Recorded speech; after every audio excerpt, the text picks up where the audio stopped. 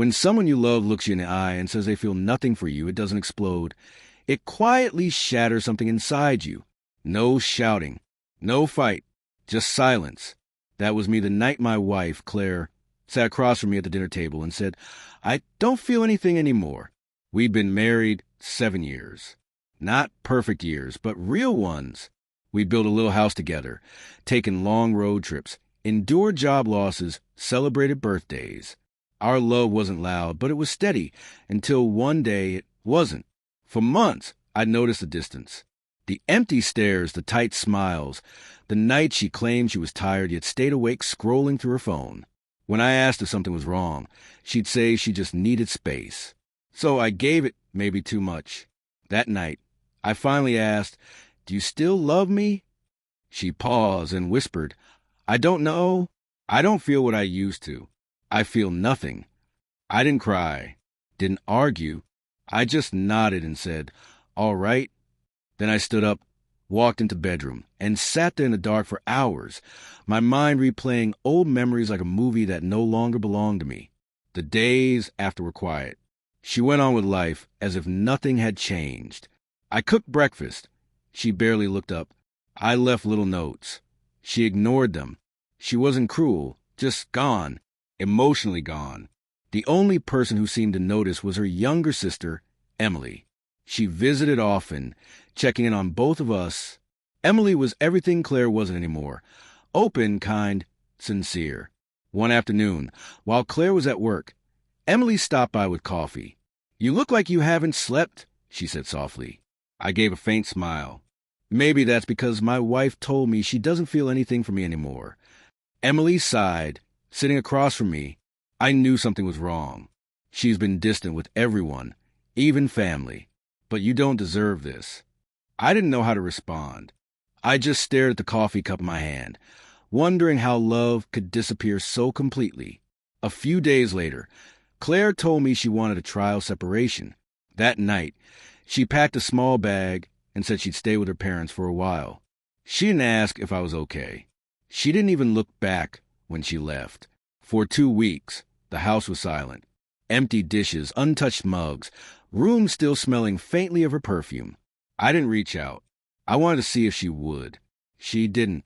Then one evening, there was a knock on the door. Emily stood there, nervous, holding a folder. "I need to talk to you," she said. We sat down. She hesitated, then whispered, "I shouldn't be telling you this, but Claire's been seeing someone else, a co-worker. It's been going on for months. She said she doesn't feel anything for you because she already has feelings for him." My chest tightened, but I wasn't shocked. Deep down, I'd known. Emily continued, "I told her she was making a mistake, that you're a good man, but she wouldn't listen." I closed my eyes, nodded slowly. "Thank you for telling me." But then Emily added something that made me go still. She asked me to tell you not to make things hard when she filed for divorce. I just stared at her, trying to absorb that. 7 years together, and I was reduced to a message delivered by her sister. Emily's voice softened. "I don't agree with her. She's lost. But don't let this destroy you. You deserve better." We sat in silence for a while. Before leaving, she looked back and said gently, "If you ever need help with the paperwork, lawyers, anything, call me. I'll help." Days later, the divorce papers came. And true to her word, Emily helped me through it. She stood by me when Claire refused to. She made sure everything was fair. Months passed. The divorce was finalized quietly. Claire moved away with her co-worker. I never heard from her again. Then one afternoon, Emily stopped by to return some documents. As we talked, she said something I'll never forget. "You know, Claire always said you were too patient, too forgiving. But that's not weakness.